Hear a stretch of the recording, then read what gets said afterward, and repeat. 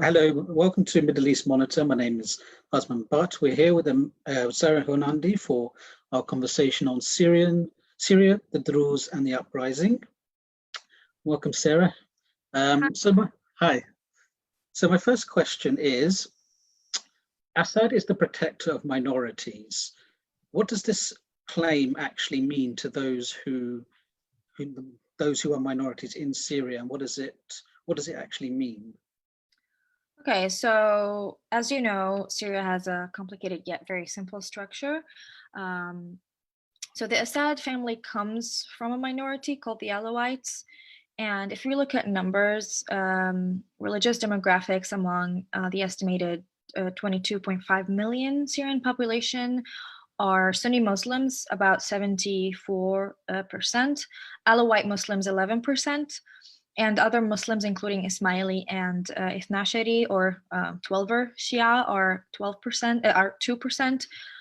Christians, including, Greek Orthodox, Syrian Orthodox, Maronite, and all the others, are 10%, and the Druze are only 3%. So when we talk about protector of minorities, we realize that Syria has a lot of minorities, and it's a really winning tactic and winning rhetoric for any regime to be used. And it's not the only and first time it is used in Syria's history. We see that, of course, with the French. So Assad's rhetoric from the start of the uprising has been about protecting minorities. But this rhetoric, practiced for decades, only hurts, of course, the national solidarity between Syria's religious sectors. And it only, of course, divides. However, it's playing on fears. So it's not really a truth. It is, a political tool. But we see in Assad's prisons, we have activists from all religious backgrounds, including those minorities, Christians and Alawites and Druze. So it's always important to look at the actions instead of the rhetoric. But what has been the impact of this rhetoric? Because I know that there are claims when it comes to Syria that from early on, if I'm not mistaken, the whole notion that Assad is a protector of minorities was deployed by the regime almost as soon as there were protests. And I'm wondering about what impact that actually had for minorities in Syria. So again, it just played on the fear that people already have. Syria has been religiously segregated for a long time, and every religious group resides in a certain area of the country. We don't see a lot of integration in between sects, of course, with exceptions of Damascus. You see Damascus has everybody because it's where everybody goes to study and it's everybody goes to work. But it is still a big amount of Syria is religiously segregated. So when you use that rhetoric in the beginning, in a movement that is starting about uniting Syrians and having very broad but also specific wants and needs of the Syrian people as Syrian people, not as a certain sect, you see it is a very kind of useful tactic to remind people of their fears of each other. And because the majority is Sunni Muslims and they are not the ruling class. They have almost no say in Syria's political decisions. So it's always been a political tension, this reality. And of course, the easiest way to claim is, Sunni Muslims, you just claim the new world's fears like terrorism, and those Muslims are going to come and eat the Druze alive or something like that. It's just stories of fear, which of course, there are incidents because it's a segregated country. There are, of course, incidents of groups clashing, but at the same time, there are incidents of groups living together. So it's all about the rhetoric and how it is used in order to suppress a righteous uprising. And so to sort of make sense of this, so to understand Assad as the protector of a minority is a kind of insurance policy for the regime in a sense. It's a way of guaranteeing the support of minorities, to say that, because I tend to think there's two dimensions to this, right? So obviously you have the fears of minorities themselves who do have them, but you also have, as you say, the Sunni majorities. And if, for example, you have Assad distinguishing, saying we have to stay because we need to protect the minorities from the Sunnis, it also plays into the Sunni fears. Is that yeah, that's a way to characterize it? It actually is a very strong argument on side of the regime, because it also claims to be the westernized regime where our dictator doesn't have a beard, he wears a suit but kills us anyway. So he plays on this kind of global fear of Muslims and Islam, but at the same time extremism, and at the same time it's still, as a regime, practices even more horrible methods, or like it's very competitive with extremists. So when it claims this rhetoric of protecting minorities, it kind of assures everybody, of including its Western image and its global image, that we are the only, as the Assad regime, we are the only ones who can put an end to the Islamic extremism. That's like on a global scale, but on a national scale, of course, it also tries to put Syrians against each other, and by again using fear as a political tactic, you see a lot of minorities are afraid of the majority, and the majority is also afraid of the minority, who already have taken power, and they do not want to share it. So yeah, I mean, it works on different levels, and it's a really strong political tactic. Okay, so could you tell us a little bit more about the Druze and their relationship to the regime, the uprising, and the protests? So the Druze are an offshoot of the Ismaili branch of Islam. They broke out of Islam religion in the 11th century and created their own sect, and it's a secret sect. And they practice, for example, the concept of taqiyya, which is very important in the religion of Druze, because it allows the Druze to hide their religion if they were to be persecuted because they are Druze. So you see, it's a secret religion. It's closed on itself. You cannot convert to it. You cannot intermarry. And a Druze is only a Druze if they are born to both parents who are Druze. So yeah, and the relationship with the regime has been kind of turbulent, but also careful. So the Druze in Suwayda is, of course, the main majorly populated with Druze province. We don't see strong or big numbers of Druze in other places in Syria. We see them scattered like in Idlib, but they in Druze-centered province is Suwayda, and it's in the south of Syria. So they try to be autonomous because basically they don't trust anybody because, of course, of the history of persecution since the 11th century. They are seen by many Muslims or extremists as infidels, and they are seen as not Muslims. So it's a very complicated religion, and the relationship with the regime. So it's when the revolution started in 2011. Now, just to give you a little bit of background, even before, the Druze have a history of rebelling under authoritarian leaders, like even rising up during the rule of the Ottomans and the French.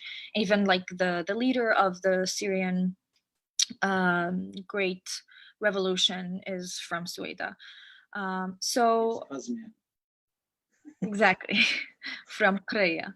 And the protests, so there were protests that took place in Suwayda in 2011, but we have to remember that Suwayda was under tight control of the Assad regime, but that didn't stop people from participating in the revolution in other ways. For example, like throwing pamphlets and organizing fleeting short demonstrations. We call them مظاهرات طيارة, where you plan a lot of demonstrations at the same time, small numbers in different neighborhoods at the same time, so the police doesn't know where to find you.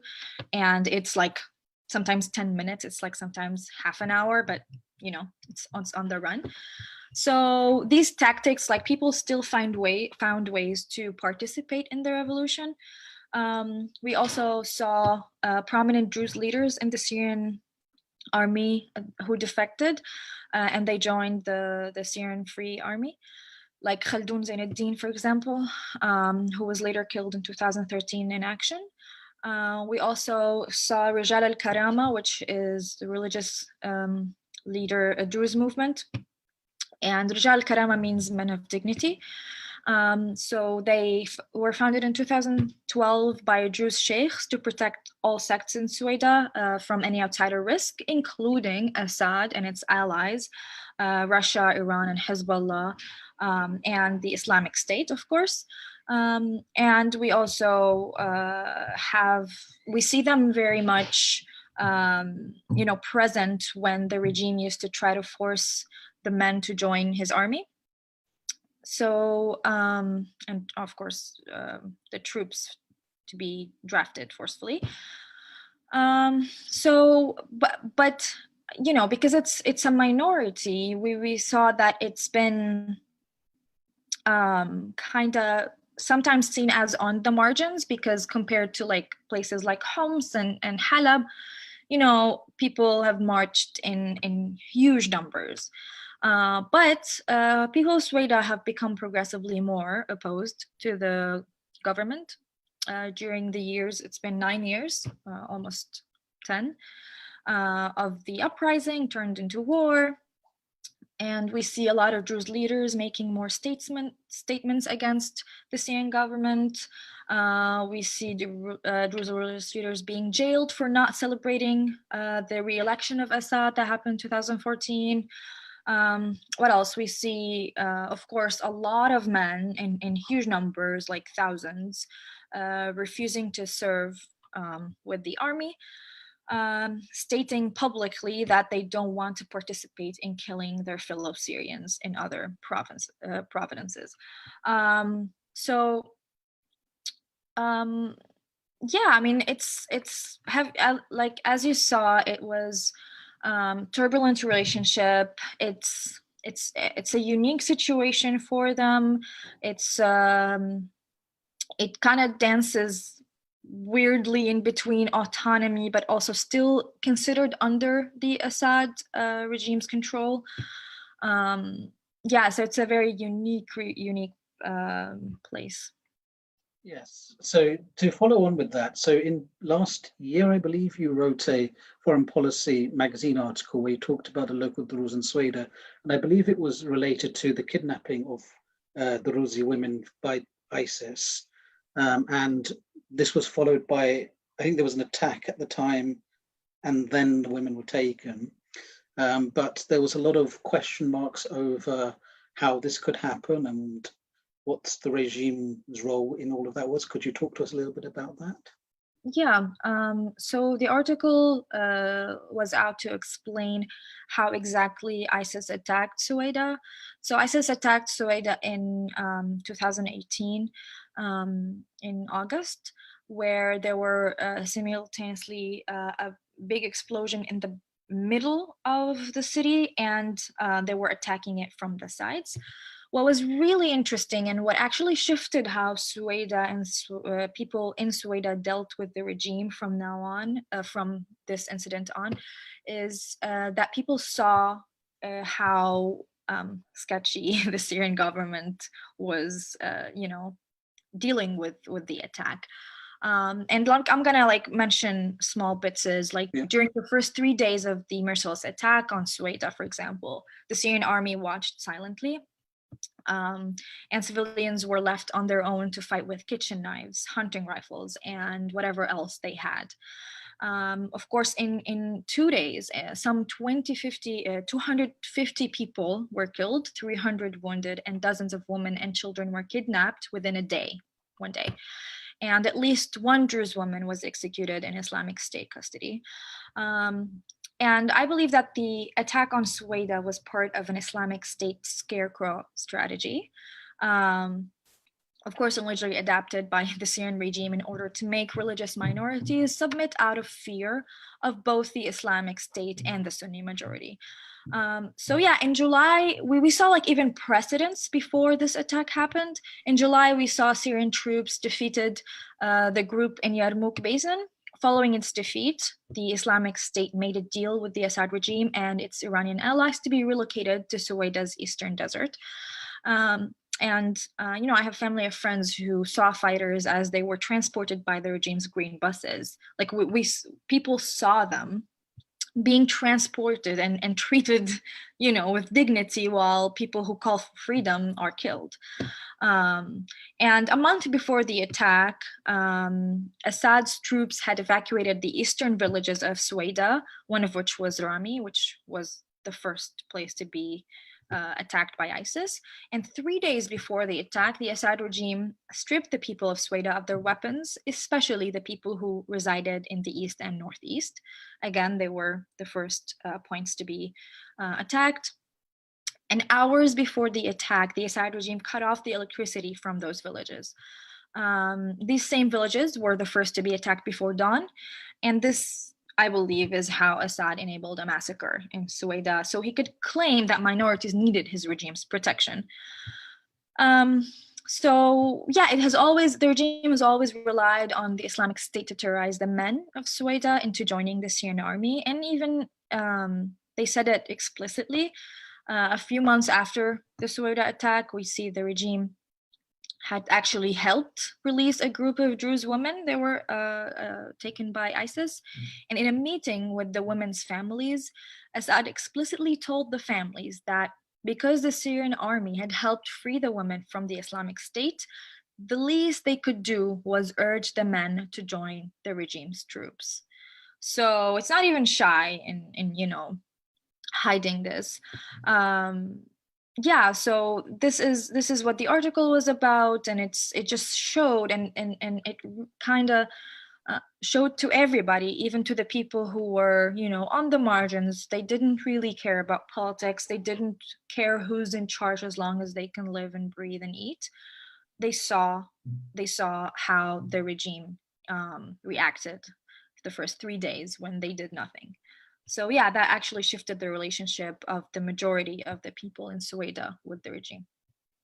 Okay, we also saw, I think it was last year and I think earlier this year, more street protests in Suwayda. What were these all about? The 9-year war had took its toll on people who remained in Syria. It's been 9 years, and it's not just, it's very long. The economy had already collapsed. People cannot afford to buy their daily bread, and above all, they are not allowed to talk about their daily struggles under this dictatorship, and that created a very foreseen built-up anger that has to come to the surface, sooner or later, and especially after the 2018 ISIS attack, and how that ruined the relationship with the regime. And more on that, I know you're going to ask me about the Caesar Act later, but yeah, I just want to say that this year, just remember, it's been 9 years, close to 10, and people who could not escape this, the borders of Syria, they they had to just take all of the toll of the 9 years, and there is no possibilities for any type of growth, whether in education or business or anything. And yeah, I mean, that's why people started to march to the streets, knowing, they've seen in 9 years what the regime can do.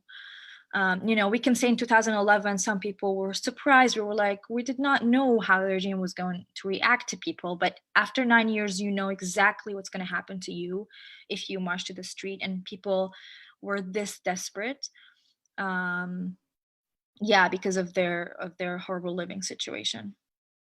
Okay, and as you mentioned, and for the last part, I want to talk a bit about the impact of the Caesar sanctions on the Syrian economy, because we keep hearing claims and counterclaims about what impact that's actually having on the situation in Syria. So from what you know on the ground in Syria, what is the impact of Caesar? So first, according to the US Department of State, what is the Caesar Act? It is, the president just signed into law the Syrian Civilian Protection Act of 2019, and it was signed on December 20th, I believe. And it is named after the Syrian photographer who bravely shared with the world thousands of photographs documenting torture in Assad's prisons. Of course, it gave the US, as they said on their website, a powerful way to promote accountability for the regime's atrocities. So we are, of course, seeing other ways of holding the criminals under Assad regime accountable. We see in Europe, there were multiple cases that are now against prominent people. But I just want to point out that Syria's economy had already collapsed long before the sanctions began this year, and because of the 9 years under war. So most of the economic failures and struggles facing the Syrian people are kind of the Syrian government's fault, because of decades of long corruption even before the revolution even started, and citywide annihilation of neighborhoods after 2011. And of course, in addition to many weapon deals and drug deals that Hezbollah and Iran are conducting in Syria, and of course Russia is now renting the whole country from Assad, and it's getting its way to reach the sea. So that being said, the sanctions fell hard on Syrian people. Sanctions under corrupt states usually allow states to be even more powerful in, for example, the black market, and in many ways, uses to avoid sanctions because they're already powerful. We see the sanctions also being used against Syrian students who are trying to get admitted in universities around the world. We see them in also Syrian workers who are trying to apply for visas, which even is made worse.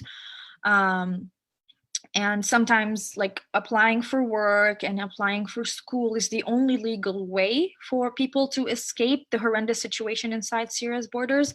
So the sanctions are kind of used as also a way to stop Syrians from escaping the war-torn country. So in very brief words, it was already horrible, and it made it even more horrible for people. Yes, because I think there's been an over-attribution to Caesar sanctions on the actual economy of Syria itself, because as we know, it was partly the war, but it was also the collapse of the Lebanese banking system, which really hit the Syrian economy quite hard. And now people, of course, are using the Caesar sanctions as proof that it's all the US is doing, the hardship in Syria. So as the very last question, you, of course, as somebody who lives outside of Syria now, you've encountered political debates and arguments from various factions, from mainstream political sources, from left-wing to right-wing sources, and so on. And so I'm sort of wondering now, what is it you'd like to say to people about Syria that you feel has gotten lost in the whole politicking outside? Syria is a very kind of unique, weird subject in political debates that is being had in the West, because it doesn't fall into the simplistic terms that the West is used to. Usually it's us versus them. It's extremists versus amazing, great people. And Syria doesn't fall under that. Syria has a very complicated history. It has a very complicated population, and it has a complicated conflict that is happening. And it is not even like 2011. It started with the people versus the regime, but now we see the whole world, of course, became part of this conflict. And sometimes there is wrong. I initially wanted to say there's no right or wrong, but there's always right or wrong. When people die, it's wrong. When people's rights are taken away from them, it's wrong. And when people are starved, it's wrong. But and when it comes to like policies, or where it comes to intervention, sometimes you're doomed if you intervene, and you're doomed if you don't. Both of ways are hurting us as Syrian people, mainly because the Assad regime is very authoritarian, and it's literally its motto, people's motto who are with the Assad regime, it's Assad or we burn the country. And they managed to achieve both. They burned the country and they kept Assad. So I just require more compassion from people who follow Syria, because usually people, again, come from their simplistic terms of where is ISIS? I'm against whoever is, I'm with whoever is against ISIS, and that doesn't work in Syria. And let's not forget the righteous beginning of the revolution, because our memory is our responsibility. It is very important to remember what people revolted against, and just because things got worse does not take away from the righteousness of the movement that started. And let's also not forget the many activists and people and young people who are still in Assad's custody because they dared to say that I want dignity and human rights in my own country. I want to be able to vote. I want to be able to be my own person. So I feel that the world has forgotten about us, forgotten about these people, and it's just using Syria to prove in its own political debates, to prove the other side wrong. And that is just a horrible moral stance of the world, whether it's the left or the right, both. Actually, it was kind of disappointing to see the left not seeing Syria as its own entity. But nonetheless, after 9 years, there's nothing that surprises me anymore. So yeah, I just want people to remember to practice, I call it political empathy, basically. Sarah, thank you very much.